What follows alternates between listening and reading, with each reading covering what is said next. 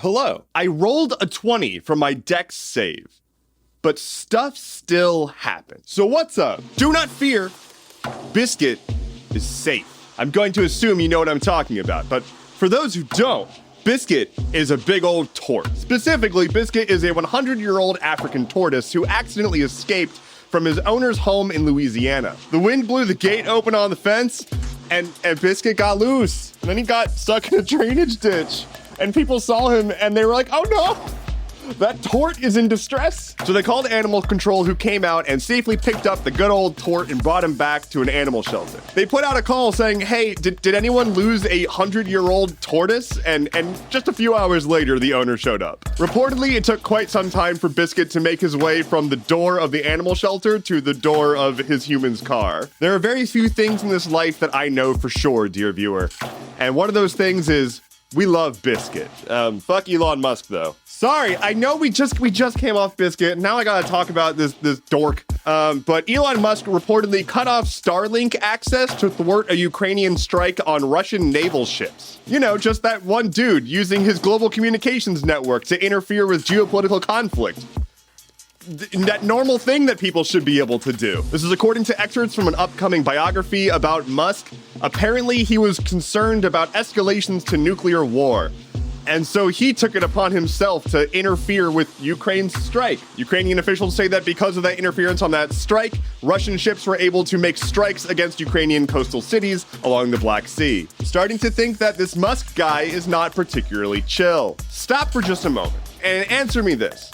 If you had to cross the Atlantic by yourself, how would you do it? Did you answer floating hamster wheel?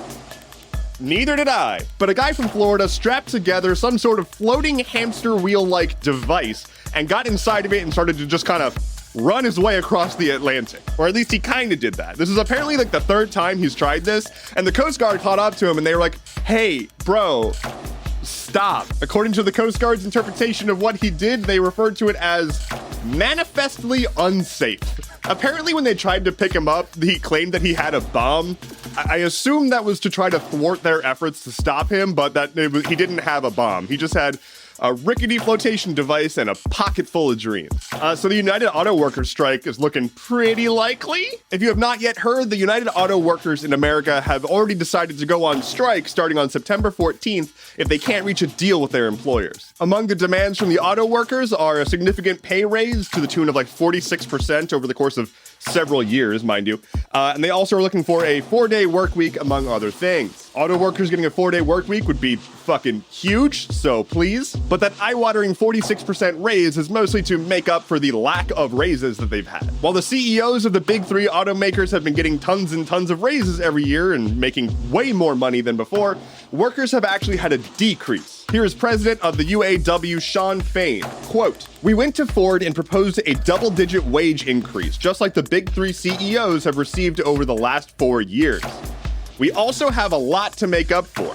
In inflation-adjusted dollars, our starting pay today is $10 an hour less than what it was in 2007. Ford has come back and offered to raise wages 9% over the course of the contract and a one-time 15% raise. And they call that generous. On this day in 1504, Michelangelo's statue of David was unveiled to the public for the first time. The statue was so large, so heavy, that it reportedly took 40 men half of a week to move it a quarter mile. Heave, ho. Lightning round. The U.S. Department of Agriculture has announced a recall of about 250,000 pounds of chicky tendies. So if you've got Banquet brand chicken tenders somewhere in your freezer, I recommend you go check to see if that's okay. Instagram Threads now has a search function. Wow! Jimmy Fallon has reportedly made The Tonight Show a toxic work environment. I saw that he apologized to staff. I don't know what else to say about that story. A U.S. judge has ordered the removal of the floating barriers that Texas officials put in the Rio Grande to stop migrants because they are quite deadly. The special counsel looking into the Hunter Biden stuff is expected to indict Hunter Biden at some point coming up soon on gun charges. Speaking of legal stuff, former Proud Boys head Enrique Tarrio has been sentenced to 22 years in prison for his role in January 6th. He was essentially the kingpin. He's the head of the Proud Boys, or he was. COVID transmissions, hospitalizations, deaths, and wastewater presence are all trending upwards, so don't die on me. The Nintendo Switch 2 rumors are continuing as Nintendo has reportedly shown the Switch 2 to game developers behind closed doors at Gamescom and also showed them like a higher res version of Breath of the Wild playing on it. So, I mean, gimme, or just emulate it. And finally for today in niche gaming news, Concerned Ape, creator of Stardew Valley, has shown a new screenshot from his next game, Haunted Chocolatier. And I'm hype.